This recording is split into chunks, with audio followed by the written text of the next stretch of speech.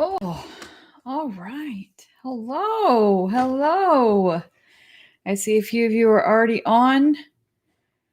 Hopefully everything's working okay. I'm going to test on my cell phone here, see if it's live. It does say it's live.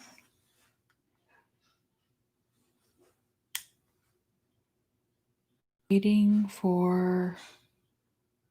There we go.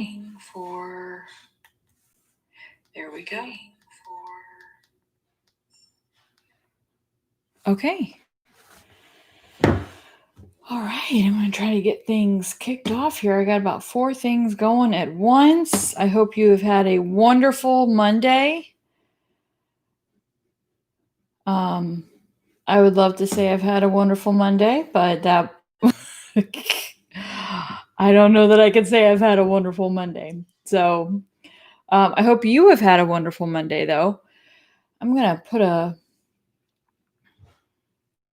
link here. As always, I like to start off with a poll. Kind of what this time it's going to take you into a Google. I just got to notice that my connection was unstable. So hopefully everything's going okay. We're on. See, we have a few people on here. So yeah, go ahead and look at the poll there. If you can open it up and let me know here. I started it off for us. See if you can put in a couple thoughts there. I wanted to make sure that I could. I was trying to have the event go live on Facebook. My normal techie person was just doing dishes, so I don't know if he's gonna have it go live, but anyway. All right. Well, I hope you're able to get to that poll. I am sporting my coffee tonight. It's if you can see from the condensation on my anyway. And also my mugs are supposed to be coming in the next day or so. The prototypes. I do have someone who won a prototype, so I will be mailing that off to them. So if you're just joining us, I put a link for a Google form to do 2 poll questions. I'm going to see if we got anything that came in before we get started talking. A fly on a wall is so far is leading it. You'd rather be a fly on the wall. All right. Okay, we'll keep those coming in as you join us, and feel free to chime in on the chat. If you were watching this through Facebook or another platform right now live, I think you can do that. I'm learning these things. I don't know that it will let you comment. I think you have to be in YouTube live to be able to comment on it right now. So anyway, thank you guys for joining tonight. It's Monday. My Monday did not start. My Monday did not go anything like I planned. Monday is normally my day off. And I do some work from home, but it's normally my day off. And I started it off. I'm not streaming. No, you are. But my apps keep crashing. Oh, so no. My tech support is saying that literally, we come home from church and we are exhausted because we've been outside. Like, we get to church at 7:30 to set up the stage and everything. And then by the time we take everything down, it's 12:30. Because we have a 10 o'clock service. So we have spent a good amount of time out in the sun, and it's been hot. So exhausted from yesterday. I had a paper I had to write last night. And so I started off the day just really tired. And I sat down to get some work done. I got about an hour into my work, and my husband had taken his 2006, Element to the garage, and the repair bill was like more than what the car's worth, and we've shelled out lots of money in the last year because it's got over 200,000 miles. I think it's close to 300,000. I might be getting that wrong. Anyway, he calls me, you need to come pick me up. I don't know what to do with this car, da da da. So it quickly turned into, we need to go car shopping because we need, anyway, long story short, it was a long day once again out in the heat. I didn't get anything done. I did get ice cream though. Fresh made ice cream afterwards. We stopped at an ice cream shop. So that made most of it worth it. So Chick-fil-A for lunch, ice cream shop. And oh, hi mom and dad, glad to see you on. So anyway, that was my Monday. I hope you've had a good Monday. If you're just joining on, I did put a link there for the poll, and this is a poll on confrontation. I like to see what you guys would prefer. This is actually a topic that was requested by someone, and so that person who will hopefully be viewing at some point this evening, they don't have to identify themselves. And I know some people might be, for me, I'd probably be the person like, I don't want people to know it was me because that means like I have this issue. So, I mean, I think we all have the issue around confrontation. Anyway, so I'm looking, there were a couple questions. When it comes to confrontation, which would you rather be? Would you rather be the confronter, the confrontee, fly on the wall? And there was also another question of, have you ever experienced a confrontation that ended well? Okay, so those are the two questions. So if you're on, click on that link, go in. I want to see your feedback. So confrontation and really confronting with grace. We talk about, grace, and we look at grace as something that we don't deserve. It's something that's unearned. But in this case, I think it's talking more about the way in which we confront. It's not our job or our place to really look at a person and determine they're worthy of our grace or our mercy. God is the only one who can determine that, in my view. But before I get into that stuff, I found some just really some wonderful stories here about confrontation. Actually, some of these are little one-liners. So, why did the vegan avoid the confrontation? He didn't want any beef. Okay. Someone said, my friends know me as sweet, funny, and non-confrontational. And my enemies know me sweet, funny, and non-confrontational. So basically, you don't know if you're my enemy or my friend because I'm non-confrontational anyway. There was a joke about a man a stand-up comedian, he got this gig to go to this nursing home and do a 30-minute little comedy bit. And so he starts doing his stand-up comedy show, and he notices that, some of the people look like they're out of it. So he's like, you know what?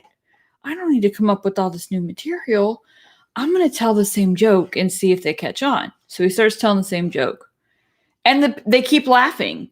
And he realized these people don't know that I'm telling the same joke. So for 30 minutes, this comedian stood there, told the same joke over and over and over again. And the people laughed every single time. And the comedian sees this one older man who's just kind of looking at him. As at the end of his time, he's packing up, he's getting ready to leave, and he sees this older man walking towards him, and he's just dreading the confrontation that's going to happen because this older man say, hey, I know what you were doing. So when the older man comes up to him, he said, what I want to know is, how do you remember all those jokes?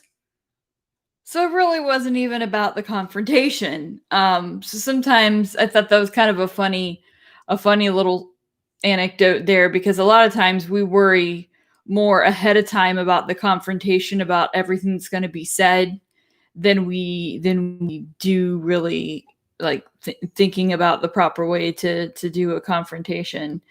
I looked up, my husband often reads this blog site called Ask a Manager, because he's in management, so he likes to find these crazy stories. There was this one. This would be a way not to handle confrontation.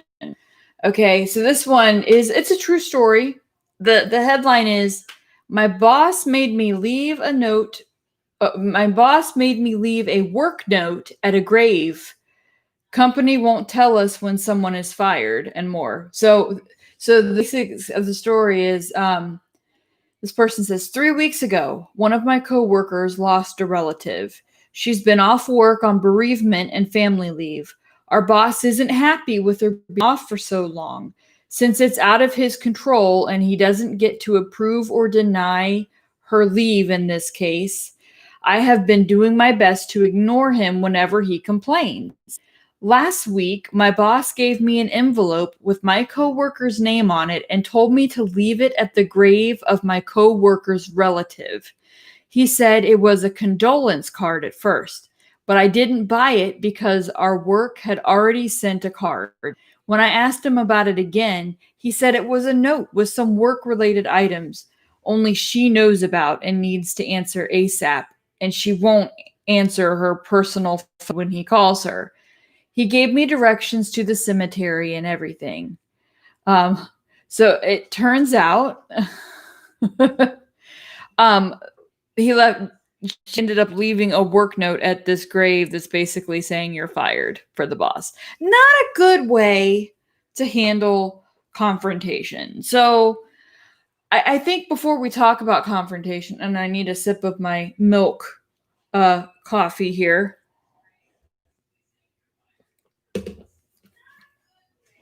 Okay, I am hearing my echo in the other room. It's kind of weird and it's really delayed. So I'm a little thrown off right now. So I think we have to break down a confrontation and look at the parties involved first. You have a communicator, which both parties do communication in this case, right? And then you have the receiver or the listener.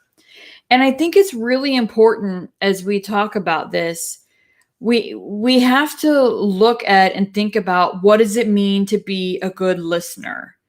Okay, if we're ever on the receiving end, what does it mean to be a good listener? Now, I'm not an expert in these areas, okay? What I'm talking about is from what I've learned in my training to become a professional counselor, and in my years as working in customer service. Stop. Sorry, confrontation with the dog. But I do know some things that scripture tells us that we need. That first of all, a soft answer turns away wrath. We need to be quick to hear and slow to speak. And that's probably one of the hardest things as a listener. When someone's talking to us, I never realized how difficult it was for me to listen. In my current class, we have been having practice times where we do counseling with each other, like 3 of us in a group.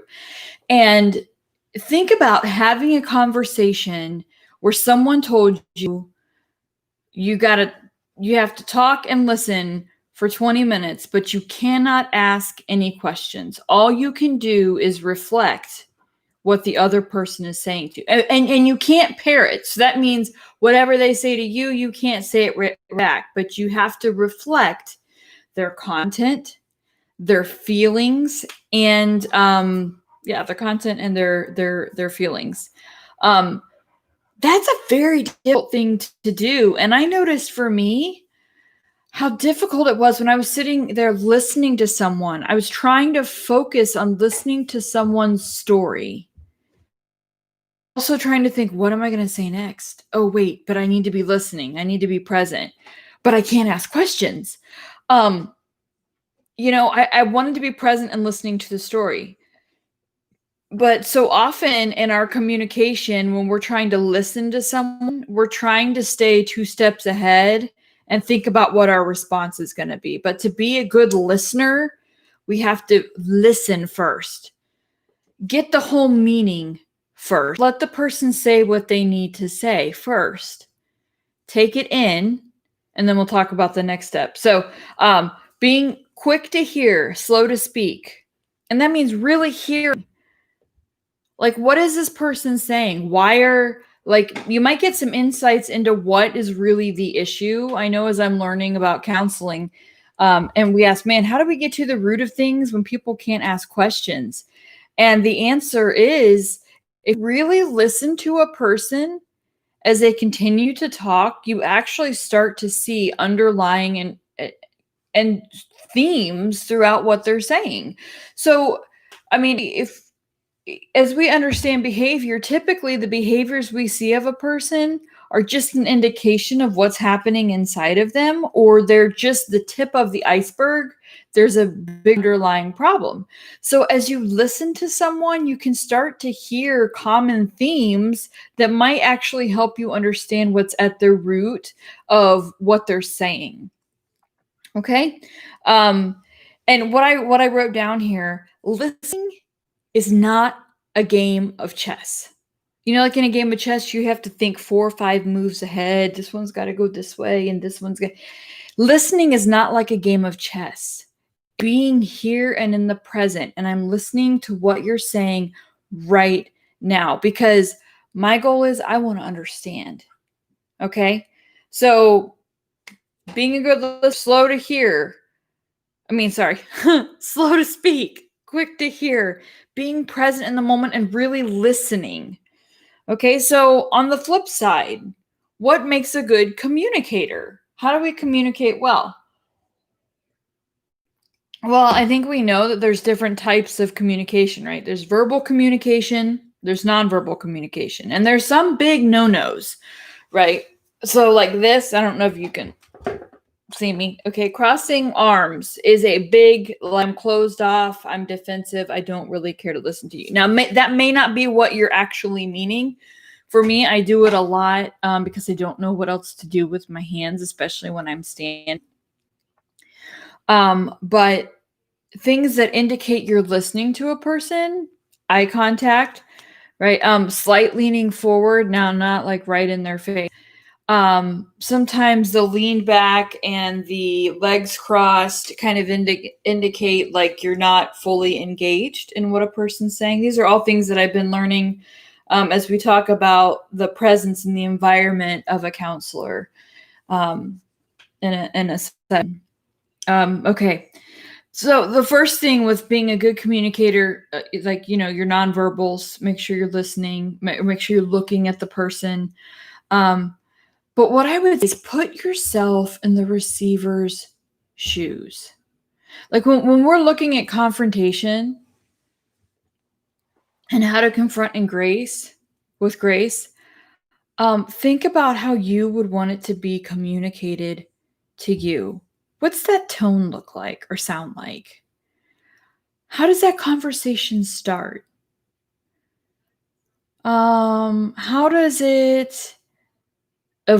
the conversation evolve? How does it end? These are all things you want to think about as the communicator.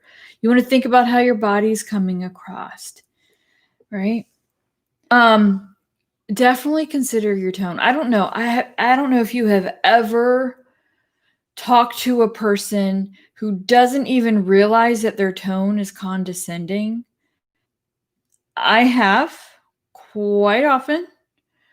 I will not name names, but I have quite often. And some of those things, let me just give you some specifics that I've noticed. First of all, if you know someone that you're having the conversation with, if you know them, use their name. Anytime you're in a conversation, especially if it's getting heated, and like let's say I'm talking to Ryland, I see your name on here, okay? And Ryland and I are having a confrontation here, and things are getting a little, we're getting a little heated up, and I say, well, ma'am, that is something else we need to. If I know Ryland's name, that tone, well, ma'am, well, first of all, I don't need to call her ma'am. Okay, I know who this person is. Use their name. So be careful of the tone. We don't want to come across as sounding like I'm actually superior to you. and it's my job to fix your problem because I got to figure it out and I'm superior to you. Awareness. Okay, so one thing I wanted to share, I don't know that I can share it on here. I shared it on my page earlier that was talking about the 15 signs that someone is experiencing anxiety. So I'm going to go over those real quick because as the communicator, you can understand a lot about how the person you're speaking to is receiving what you're saying. So by their body language, okay, so 15 signs that someone's anxiety is setting in. Appear zoned out. So if you're talking to them and they're just like, they may not be with you at all, okay? I know sometimes for me that happens, and when that happens in a conversation with me, it's because I'm so completely stressed out, I have shut off, and I'm just trying to make it through that conversation and figure out what I'll do afterwards. So they appear zoned out. Snapping at something small. Maybe they're very defensive. They become impatient. Maybe they're squirming around their chair. They're not looking at you. They're struggling to make eye contact with you. They're probably very uncomfortable with you, especially in confrontation. They need more reassurance. They're struggling to sit still. They avoid making plans about the future. They want to leave it early. Pressured speech. So when they do speak back to you, if there's a stuttering or if there's a stammering or they can't get their words out, and real quick, let me tell you something that I've learned. When a person's thinking, it is a neurological response for their eyes to go up.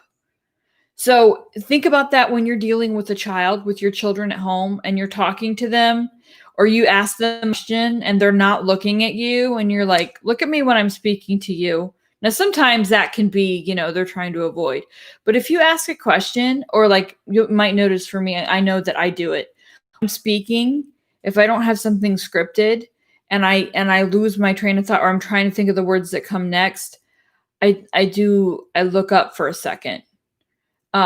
So that's something to keep in mind. Someone is most likely thinking of their responses to come next. Protective mannerisms. Maybe they're stroking their arms. Maybe they're fidgeting with their hands. Those are protective mannerisms. Their pitch of their voice can change. It can get tight because it can get dry mouth. Their throat can get tight and it can cause higher sounds. Look for color in their face. If their color drains, I've been in a conversation where I felt my whole, all the blood drain from my face, excuse me. And I felt cold and tingly all over, and I was thinking I was about to have a panic attack.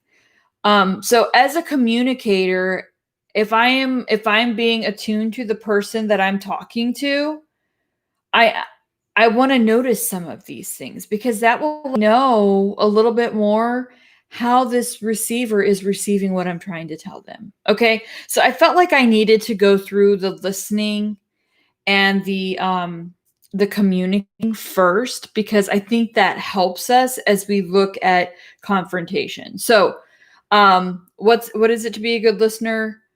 What is it to be a good communicator? We talked about those things. So when and why to confront. And the Bible has some things to say about this. It tells us that if you have something against your brother, to take it to him. It says if you see someone who's fallen into sin, you go humbly and you try to restore the brother. And it says a few times about how to do that. I don't want to make this a Bible study, so I'm not gonna necessarily sit here and read all of those verses, but certainly the Bible does tell us those basic things to do. But here's kind of what I took from that. When it is to add to a person, so for example, something can happen and it really annoys me, But when I'm deciding to confront, I have to ask, okay, is it something that's going to make this person better, or is it just something that I'm annoyed with?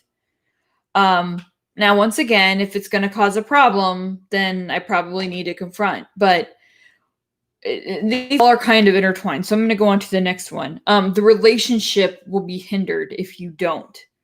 So if there's something that it may not be something morally wrong that the person is doing, but it's something that was maybe very insensitive that was done or said to you.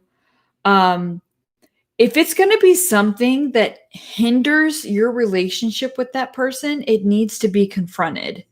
Because at the end of the day, it is that relationship that's important. And we do realize that we don't have to be best friends with everyone. God calls us to live peaceably with people, but it doesn't mean we have to be best friends with everyone. But there is that nagging feeling you have when something's not right with someone. So you have to determine if that relationship is something that's worth keeping in your life, and you want to make sure that it's not causing you to harbor bitterness if you don't deal with it. Okay, so when it is to add to a person, the relationship would be hindered. Danger is imminent. So if they're making unwise choices that really need to be called out, you may not have time to sit around and evaluate yourself and make changes to yourself before you try to, counsel a person. If danger is imminent, then you need to confront.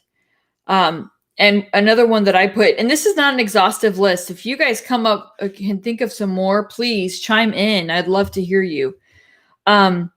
When you're able to do it without being defensive.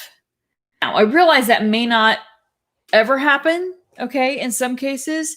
But if you're all hot and bothered and ready to go out back and have a mud pit fight, that's probably not the time to do the confrontation.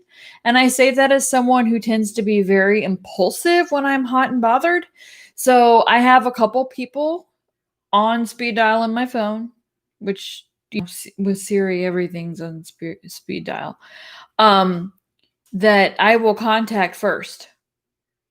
Say a quick little prayer first, contact my people, and try to get talked off the ledge and be able to think rationally before I confront, because I will act impulsively. I know that about myself.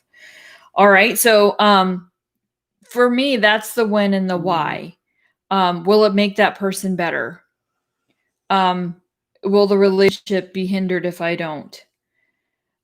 Is danger imminent to this person or people close to this person? And am I able to do it without being defensive? And I might just have to do it and tell myself I'm not going to be defensive. We'll talk about that in just a second. So if you guys have any thoughts on that, please chime in. I don't want to just be telling you stuff. This is kind of interactive. I'd love to hear what you guys notice. So that's the when and why to confront. The how to confront. And I was trying to remember exactly where I got this thought from, but we've done so much training for adoption stuff and talking about discipline and dealing with kids that come from hard places, that I don't remember where I actually heard it from. But if you want to hear from a person who has such grace and love and in dealing with people, whether it's children, difficult people, Dr. Karen Purvis with Texas Christian University has the calmest, soothing voice. And she could take one of these children that was having a meltdown and so gently soothe them and still be firm and consistent with them.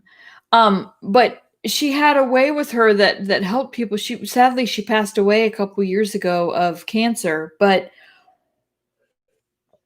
there are many of her videos on YouTube that you could watch. A lot of good principles that deal even with dealing with adults, but how to confront. And this is what I got from her. My main goal should be to have a stronger relationship than before the confrontation.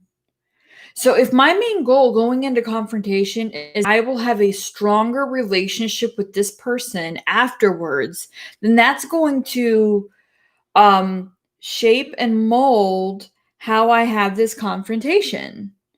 um how you start, how you know, and there's the sandwich method. You start with a positive, then you start with the more constructive feedback, and then you end it with the positive.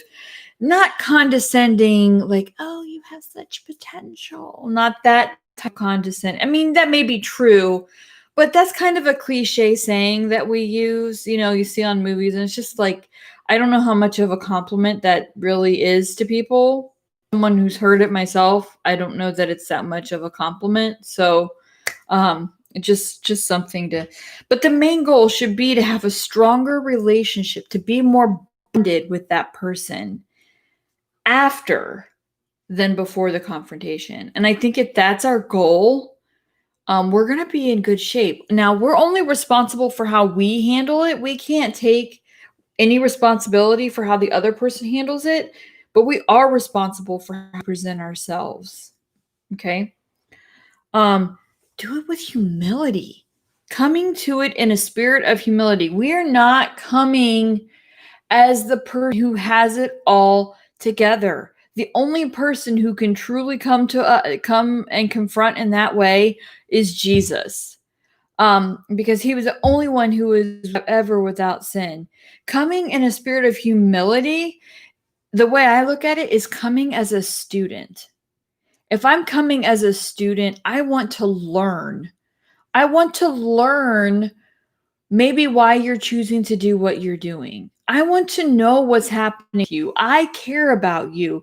So it's, hey, you know, this happened, and I'd really like to know where your thoughts are on this, because this isn't only the interaction we have. Can you help me understand?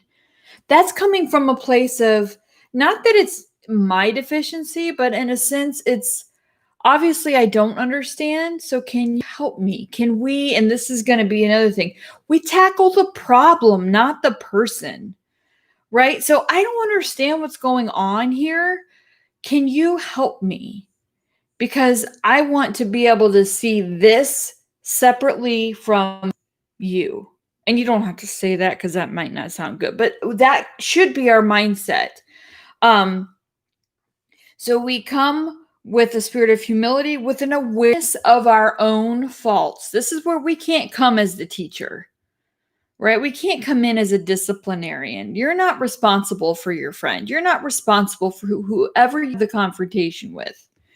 Well, I take that back. Maybe you are responsible for them, some of them, whether it's your children or somebody who works under you.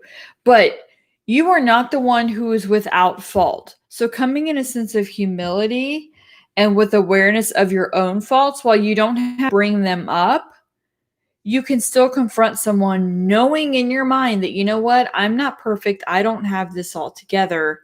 How would I want to be confronted with this? And like I already said, make the problem the issue, not the person. What do we want to fix? We want to fix what's happening. We don't, in essence, that might be coming from the person, but we can't fix the person. We can try to fix the problem, but we can't fix the person. Only God can do that. So we need to make the problem the central thing. And how do we tackle the problem? That's really, you know, I'm confronting you because I care about you. I don't want this to be a problem. How can we work together so that this isn't a problem? Because we find out sometimes communicating, the person who is being confronted aren't even aware that they're doing something that needs to be confronted, or maybe they are. So, you know, these are just some things that in my mind that I've seen personally. From, I've had times where I've had to confront people, I've had times where I've had to fire people. There's some that's just not going to turn out okay. But once again, at the end of the day, I am only responsible for how I have presented,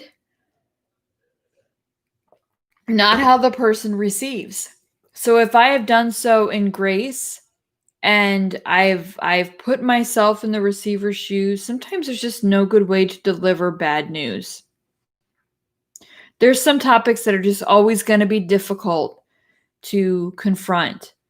But if at the end of the day that relationship is worth the confrontation, then it's got to happen.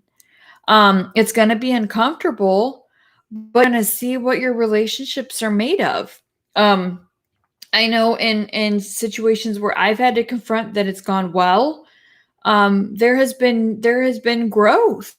Definitely. I may not see the person the same again, but it can definitely help me grow. And after all, I mean, the Bible talks about us as believers.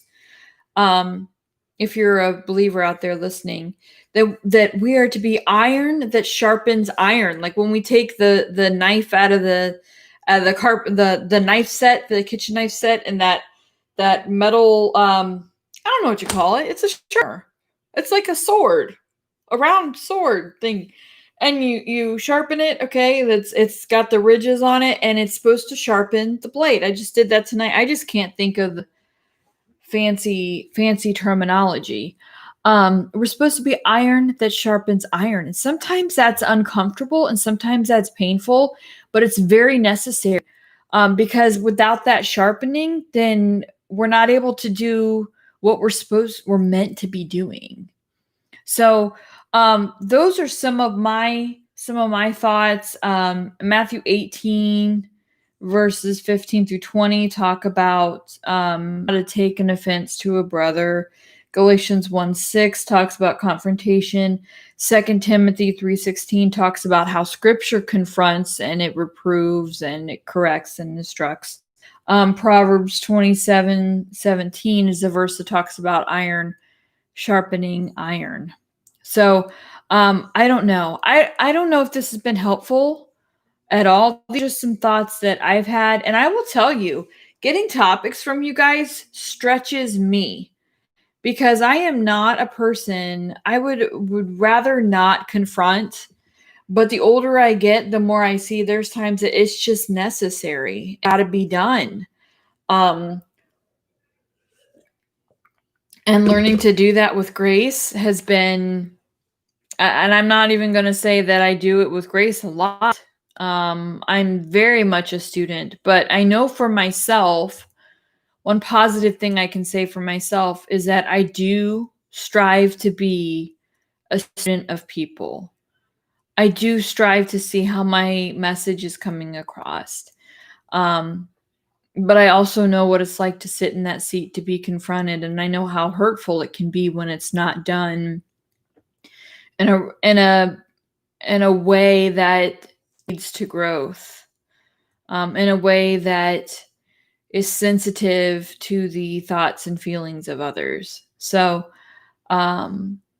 yeah, if you have any to chime in, please, I'd love for you to chime in. If you haven't filled out the poll yet, so when I go over to the poll, I see that 66.7% said they'd rather be a fly on the wall than the 33.3% that said they would rather be the person who is being confronted. So no one wants to be the confronter, which is interesting because I would think as a confronter, you would have a little more control because you know what the topic is going to be.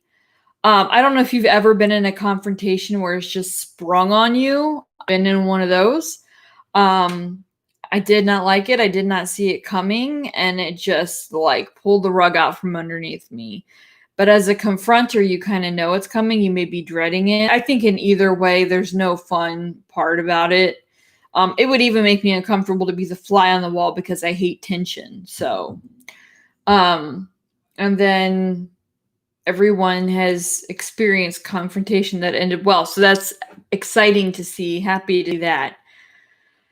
All right. Well, that's all that I have for this week, unless you guys have some things that you want to add. I do want to encourage you, if you have more topics that you would like to,